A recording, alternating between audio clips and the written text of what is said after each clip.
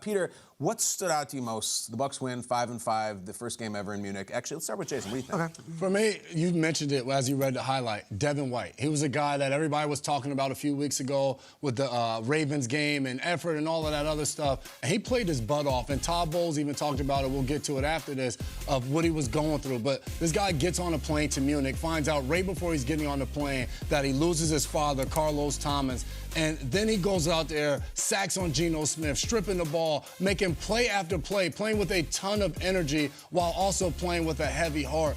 Said after the game there were so many emotions surrounding this game that went into it, but he was able to go out there and pull through for his teammates. And he said that's what kind of kept him going, a distraction of everything that was going on and being with his guys, leading him on defense. And we heard from his coach after the game, Todd Bowles, who talked about everything Devin White was going through and dealing with the death of his father.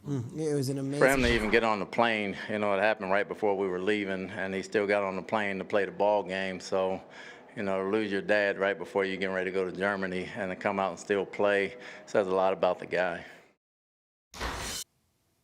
Without a doubt, and when you go through something like that, being able to be in a locker room where guys are around you, you're comfortable, they want the best for you, there's a lot of love there. I'm sure for him, getting on that plane, getting away from it, being around your guys, playing in that football game allowed him some grace and some freedom to go out there and do something that he's loved. And he talked about his father. He said one of the things that he'll always learn from him is he always wanted him to push forward in life. He said he has a text from him that says that push forward in life, one of the joys of life is understanding it and understanding what you're being called to be. And that's special to see him go out there and play that way while he was dealing with everything he was dealing with. It's a beautiful story. His father, 45 years old, passes away, and Devin White goes out there and has this performance.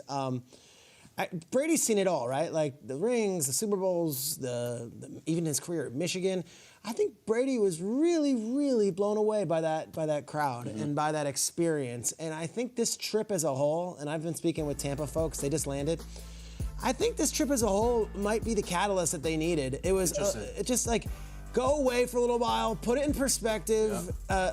Gosh, we play football for a living, and everyone, you know, bashing our quarterback, bashing his career, bashing his personal life, bashing his commitment, all this thing. Like, they rallied around each other. They go to Tampa. They go from Tampa Bay to Germany. They're there for 48 hours essentially, and then they go and they beat a really good Seahawks team. Now they get back on the plane and they're in first place.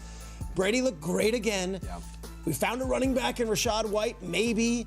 Like, I think this game might have been the perfect turning point for this Tampa Bay team and like what they might have needed. And it was a little bit of a break from it all, from the heat down in Florida, from the heat in the national media. Like, we're going over to Germany where they love us. They love our sport. They love our game. They love our quarterback. I'm told that, you know, after Todd Bowles' press conference and after Brady's press conference, a lot of the Bucs came back out 20, 30 minutes after the game. And the entire stadium was still packed, 76,000 singing Sweet Caroline, singing Country Roads, singing everything. They hung there for another hour after the game. And like, I don't know, if you're Brady and you're desensitized to all of it, that's cool. But if you're Brady and you're like, wait a second, let me take a time out from this season from hell and look around and be like, oh, this is what I do for a living?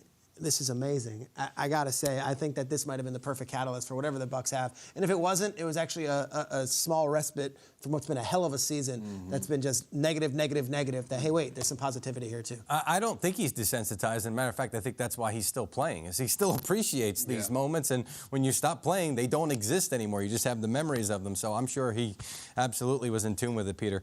This running game for the Buccaneers is the biggest thing for me. And I'm just looking back on their offensive running game performance this season.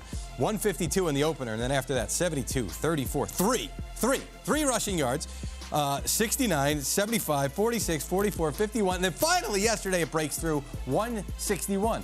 You can want to run the football, you can scheme it up, you can drill it all week. Here it is. You've got to do it, right? You've got to make the blocks. And Byron Leftwich was being criticized for it, and he was saying, look, there are some passes that to me are kind of like runs, and I'm paraphrasing. He said something to the point of it, the number of runs really doesn't matter. It's like, are you going to be effective in what you're doing? Well, they finally were. And it changed everything. It changed how Brady threw, how confident he was, how much space now these wide receivers had. Over the years, how many times have we seen that play action fake from Brady, turn around, plant, and you know it's going to be a completion likely to rob Gronkowski. But in this case, it might be Cade Otton. All of a sudden, he's coming on now, too. This running game could really change everything. You talked about this being the spark for this team, Peter. It's the spark for the running game off of this game, and who knows? Maybe all of a sudden now you start to make some noise if you're in Tampa. Well, we've been tracking it. They were on pace to have the worst running team of all time. Yep. It's in NFL history, the worst ever.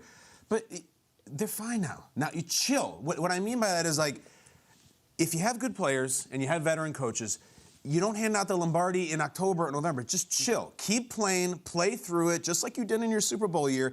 And I think if you're a team like the Bills, you watch the Bucs and you're like, all right, see what they're doing, see how they're bottoming out, and they can still fight. This Bucs team, they lost 21-3 a couple weeks ago to P.J. Walker and the Panthers. Like, I don't know how that happened, and then that just happened, but they'll fix it. And everyone wanted to bury the Bucs, say it's over, Brady's going to retire in embarrassment. And I asked at the time, point to the team in the South who's going to keep them out of the playoffs. I'm still waiting. Andy Dalton, Marcus Mariota, P.J. Walker, Sam, anybody want to beat Brady? I just don't think so. I think they have their chance, and I think they're 5-5 now, and they found a new running game, and like they kind of believe, and they're refreshed. Brady was saying to Peter King that it felt like he was in Fenway. You know, like he's like, oh, this is so cool. And I think you come back from that, like, we're back, we beat a good team, people love us, I love football, let's go on a little run. It's pretty cool. Season ends today, guess what? They have a home playoff game. Yeah.